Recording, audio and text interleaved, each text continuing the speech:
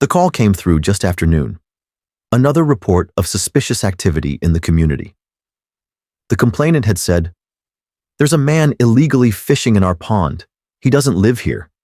I've been a resident for years. I know who belongs and who doesn't." Sighing, the officer put the cruiser in gear. After years on patrol, he recognized certain calls for what they truly were. He didn't need a description. He already had a strong suspicion about what he would find when he arrived. When he pulled up to the small, well-manicured pond nestled in the middle of the suburban neighborhood, he immediately spotted the man in question. A middle-aged black man, dressed casually in a light windbreaker, jeans, and a baseball cap, stood near the edge of the water, casting his line into the still pond. The man turned at the sound of the police car's tires crunching against the gravel and, without hesitation, reeled in his line, set his fishing pole down, and walked toward the officer. "Let me guess," he said, shaking his head with a wry chuckle. "My racist neighbors called again saying that I don't live here." The officer raised his hand slightly in a non-threatening gesture. "Yes, sir. That is what the caller said." The man sighed and reached into his back pocket, pulling out his wallet. "Here's my license. I've lived here for 10 years, and every once in a while I get to have this lovely little interaction." The officer took the ID, barely glancing at it before handing it back. He didn't need to verify anything. The weariness in the man's voice, the practiced nature of the exchange, it told him everything he needed to know.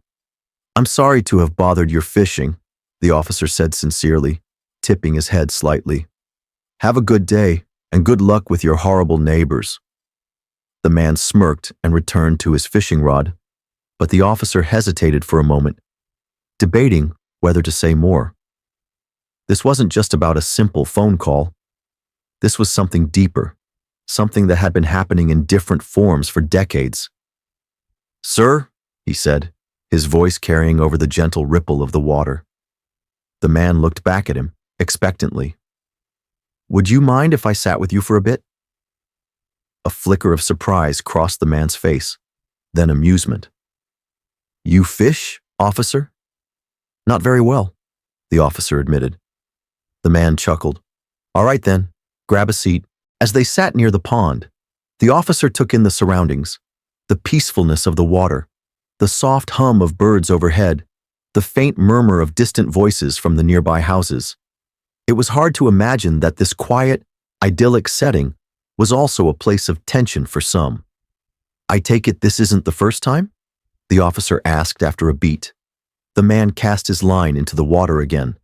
"Nope, not even close. I get called on every few months. Sometimes it's when I'm jogging, sometimes when I'm sitting on my own porch. Hell, once it was when I was getting my mail." He shook his head. "It's always the same thing, someone assuming I don't belong." The officer felt his jaw tighten. He'd responded to plenty of these calls before, but he hadn't often had the chance to hear firsthand how they affected the people on the receiving end. "You ever confront them?" he asked. The man chuckled. "What, and have them think I'm threatening them? No thanks. I just keep my head down and go about my business. I've got a family to think about." The officer nodded. Even when someone was in the right, challenging ignorance could come with consequences. Later that day, as the officer sat in his cruiser finishing his report, he decided to do something he usually didn't.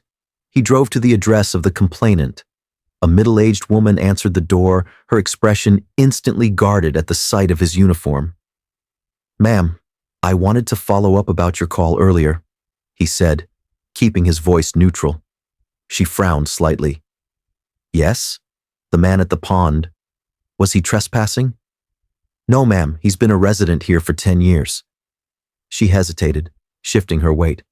"Oh, I must have been mistaken." The officer didn't let the silence stretch for long. "Has he ever done anything suspicious?" She blinked. "Well, no, but I didn't recognize him and—" He waited for her to finish, but she didn't. There was no real justification, and they both knew it. After a long pause, she said, "I was just looking out for my neighborhood."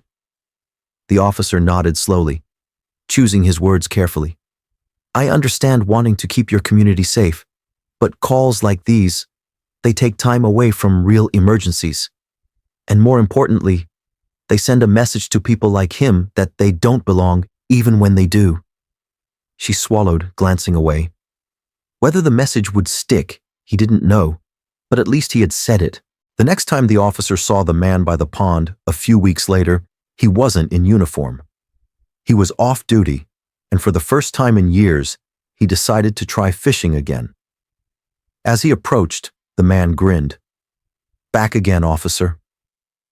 "Call me by my name," the officer said, holding up a cheap fishing rod. "And yeah, figured I could use a few lessons." The man laughed and motioned for him to sit down. "All right, let's start with the basics." They fished in companionable silence, and for the first time in a long time, the officer felt like he was exactly where he was supposed to be.